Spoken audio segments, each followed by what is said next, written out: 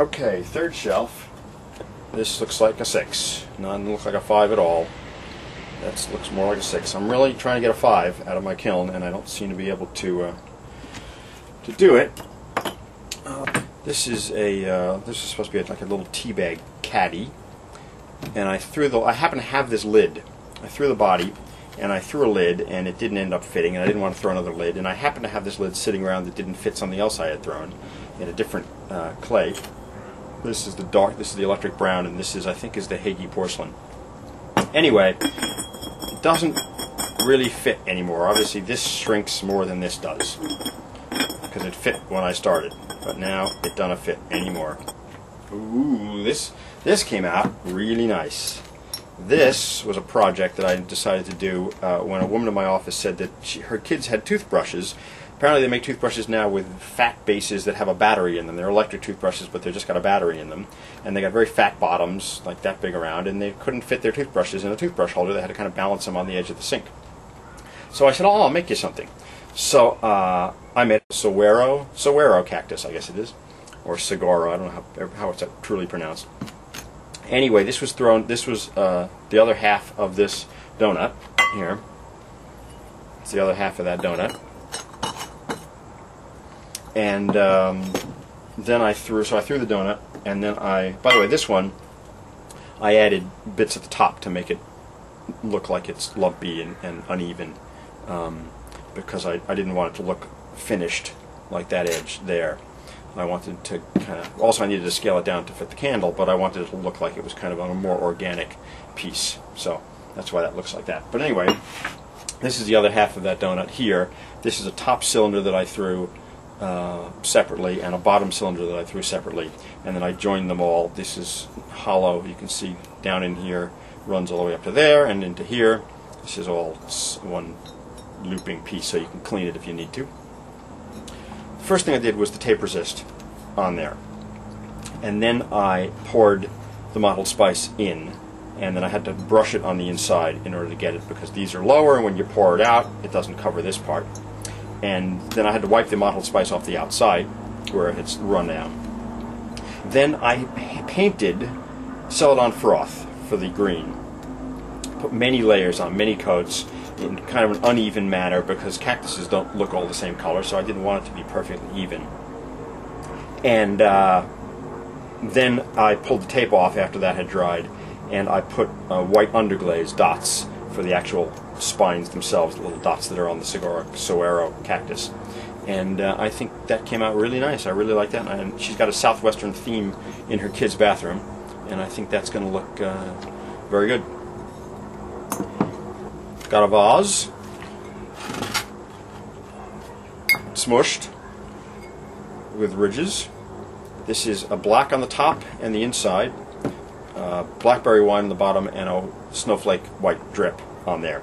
This is B-Mix, and I threw this the day before I was going to bisque, and I did a little speed drying, which is to say I put it in the oven at about 220 degrees, and it got a little bit of a crack at the bottom, which I then patched with some slip, and I wanted to see if that would work. I wasn't committed to this one way or another, and guess what? You can see right, I don't know, you can't see it, but you could actually see through the bottom. There, maybe you can see that. See that? There's my hand going through. So there's a crack right through the bottom. So this is not going to be for anything for water. It's for dried flowers. Isn't that nice? Uh-oh. This isn't good.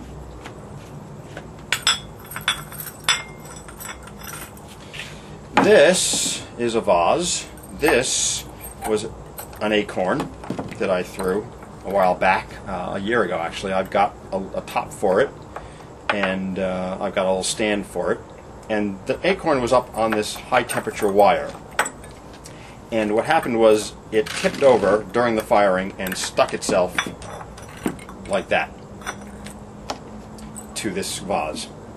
And I just had to crack it off, and that left that mark in the acorn, and that bit stuck to the vase. Okay, this is mottled spice, by the way. So anyway, this is mottled spice. This is a blue underglaze underneath. I like the way that kind of goes black under the mottled spice. This was a little carved decoration that I did, and then I wiped most of the glaze off on the top, mottled spice on the inside, which you probably can't see. And so I don't know what I'm going to do on this one. I guess I can Dremel this down and then dip the bottom from here down in mottled spice again, and maybe that will cover in a reglaze. Any advice, please pass it along. Another vase. This one came out really nicely. Spider. This one came out really nicely. This is a very small vase I threw with a speckled buff, and it's got blue, royal blue on the inside and around the top. What I did with this is when I threw it, took the flexible metal rib of death, and while the wheel was spinning slowly, I chopped at this bit here. And then once I had chopped enough, I took a little trimming tool and I just trimmed a little groove above and below it to neaten it up. Then when I glazed it, I covered this groove with masking tape, and I covered this groove with masking tape, and I left this open. Poured the inside, poured it out, and then dipped the top to the edge of this masking tape here. Then wiped off most of the glaze from the carving area, and dipped the bottom in ochre, and I think that came out very nice. I like that one. That's another good one. Bottom shelf, a full cone 6. Cone 6 tipped down. There it is. I think you can see that. 5 is melted, 4 is completely melted. So I got to work on this kiln in terms of getting it to fire evenly. The bottom shelf is really just test tiles. Here's one that I was testing that didn't come out the way what I was hoping for, but this one is blackberry wine and unwashed fireplace wood ash. And I mixed them together, and I was hoping that it would do something, run or puddle or something, but either I don't have enough wood ash in there, or wood ash doesn't do that at cone 6 in an electric kiln. So if anybody knows, that would be great. But now I think I'm going to try it again with some more wood ash and see if I can get it to run or do something. Maybe I'll mix it with some clear next time instead. See what it does. This is the test tile for my slip tests, and I also tested both my clears. My old clear here, you can tell my old clear's got the big lump at the bottom where it pooled and globbed and looks disgusting. And here's my new clear, which just looks like nice shiny pottery. So I think I know what I'll be doing, which is dumping out the old clear and not even bothering with it anymore. And my slips didn't really come out with the saturation of color, as I said earlier, that I wanted. This red obviously needs more, and the black can probably use some more. And anyways, I'll probably double up on all of my mason stains for that, but I did want you to see that, what that looked like. And that's about it. Let me know what you think. Give me comments, suggestions, and see you in the next clip. Bye. One thing I wanted to mention is that this is the Cappuccino, which has been giving me problems since I first got it, and I never was able to get it to look like anything that was useful. Here's one of my early test tiles. You know, it ran, it cratered, it stuck to the kiln shelf, and so anyway, that was I've been trying every kiln load to make it better.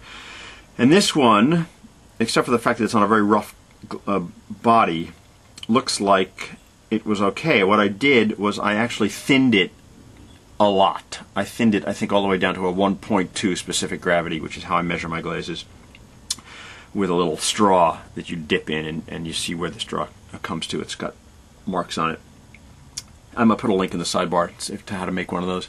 Anyway, I keep my glazes usually about 1.4, and I thinned this one down to 1.2, and didn't soak the bisque this time like I did last time. I just did a kind of a quick dip, and I think it looks good. It didn't run. It's a nice even line at the bottom, and didn't crater, and it even got down to cone 6 down here. So I think it has to do with the thickness of the glaze itself.